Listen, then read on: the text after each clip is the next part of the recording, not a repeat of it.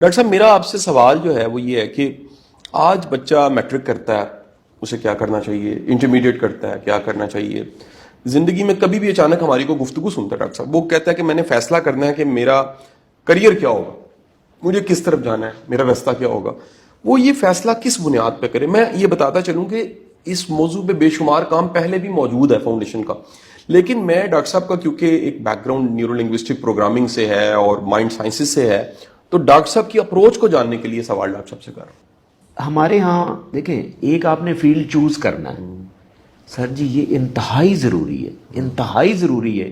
دیکھیں ہمارے ہاں ہوتا یہ ہے کہ بچہ ایک کیریئر چوز کرتا ہے، 3 سال کے بعد اسے اچھا نہیں لگتا، پھر دوسرا چوز کر لیتا ہے، اس میں اسٹرگل کر رہا ہوتا ہے تو اس سے نفرت ہو جاتی، پھر چوتھا چوز کر لیتا ہے، اتنی دیر میں وہ 55 سال تک پہنچ جاتا ہے۔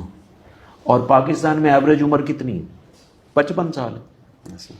او بھائی میری آپ لوگوں کو سر جی ایڈوائس کہہ لیں، میں یہاں پہ ایڈوائس کا لفظ یوز کر رہا ہوں کہ آپ کو کیریئر سٹارٹ کرنے سے پہلے ایک مینٹور سے سیشن لینا انتہائی ضروری ہے، اور مینٹور آپ کا کاؤنسلر ہونا چاہیے کہ آپ کس ایریے میں جائیں تو آپ ایکسل کر سکتے ہیں۔ کیونکہ سر جی پتہ کیا ہے، ہماری عمریں جو ہیں وہ حضرت نوح علیہ السلام والی نہیں ہیں، ایسے ہی ہے۔ ہمارے پاس ایک چھوٹا سا کام ہے، 55 سال آپ کی، میں نے یہاں پہ گریجویٹس دیکھے ہیں 35 سال تک تو تعلیم لیتے ہیں۔ آپ دیکھیں نا، ایک بچہ ہے، بچی وہ ڈاکٹریٹ تک جاتا ہے، 30 پلس چلا جاتا ہے، چلے مان لی اس نے جلدی پی ایچ ڈی کر لی، بڑی جلدی کر لی 30 سال میں، تو آدھی عمر تو اس نے گزار دی۔ اب 30 سال کے بعد اس کا سٹارٹ ہے، وہ 3-4 سال کے اندر ہی اس کو اچھا نہیں لگ رہا، تو پھر آگے ٹرانزیشن تو ختم ہے۔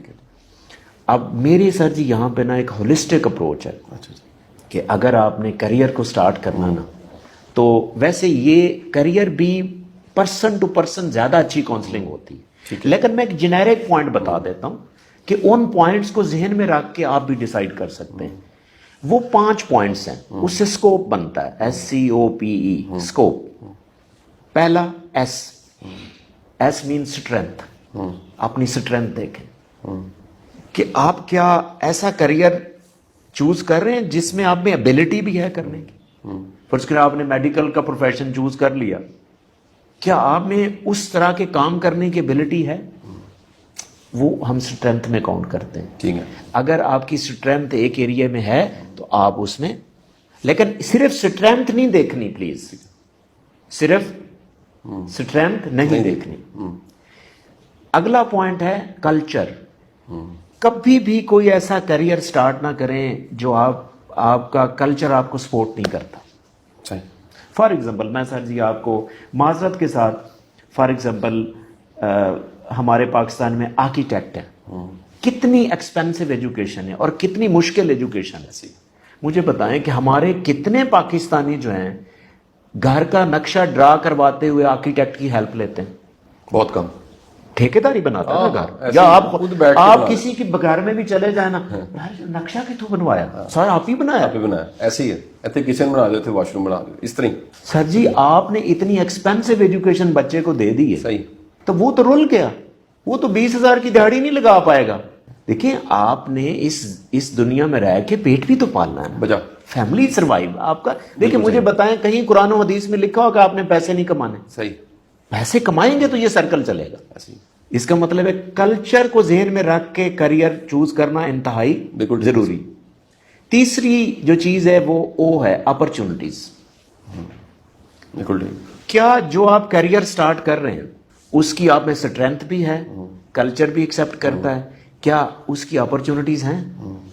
اپرچونٹیز مین اپرچونٹی کے لیے آج نہ دیکھیں کہ آج اس کریئر کی اپرچونٹیز بہت، یہ نہ دیکھیں، یہ دیکھیں کہ جب آپ کی ایجوکیشن 10 سال بعد یا 5 سال بعد کمپلیٹ ہوگی تب اس کی کیا اپرچونٹیز ہوں گی، یہ سوچیں۔ ٹھیک ہے، ابھی دیکھیں آپ کو پتہ ہے ترقی کتنی تیزی سے ہو رہی ہے۔ فرض کریں ایک کریئر ابھی بہت ان ہے، ٹھیک ہے، 7 سال بعد اس کا کیا حال ہونا ہے، یہ کس سے پوچھیں؟ ایک قابل کسی مینٹور سے پوچھیں کہ یار بننے، آپ جیسے کسی پرسن سے آپ پوچھیں شاید یہ بتائیں کہ یہ پروفیشن اگلے 10 سال میں آپ کہاں دیکھ رہے ہیں، کیونکہ آپ کا ایک وزڈم ہے، ایک ویژنری بندہ آپ کو بتا سکتا ہے۔ ٹھیک ہے سر، اسی پوائنٹ پہ حضرت علی کا بھی فرمان ہے کہ اپنے بچوں کو فیوچر کے لیے تیار کرو۔ فیوچر کے لیے کہ لائک اس کی ایجوکیشن 10 سال بعد ختم ہو رہی, 10 سال میں پروفیشن کہاں پہ سٹینڈ کرتا ہے. تو یہ اپرچونٹیز آپ نے بالکل صحیح. چوتھا پوائنٹ, پی فار پیشن. اگر آپ ایک ایریے میں پیشن رکھتے ہیں نا اور باقی 3 پوائنٹ بھی اس کے ساتھ ہیں تو یہ آپ کے لیے انتہائی اچھا ہو جائے گا.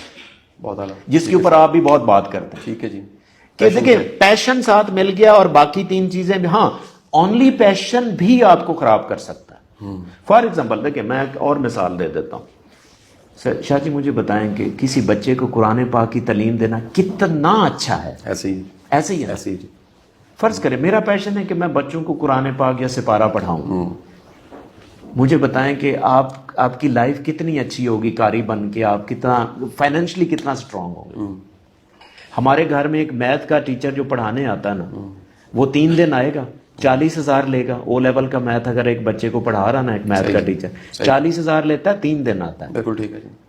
ہمارے بچے کو جو قرآن پاک قاری صاحب پڑھانے آتے ہیں وہ 1,500 لیتے ہیں اور 6 دن آتے ہیں. ٹھیک ہے.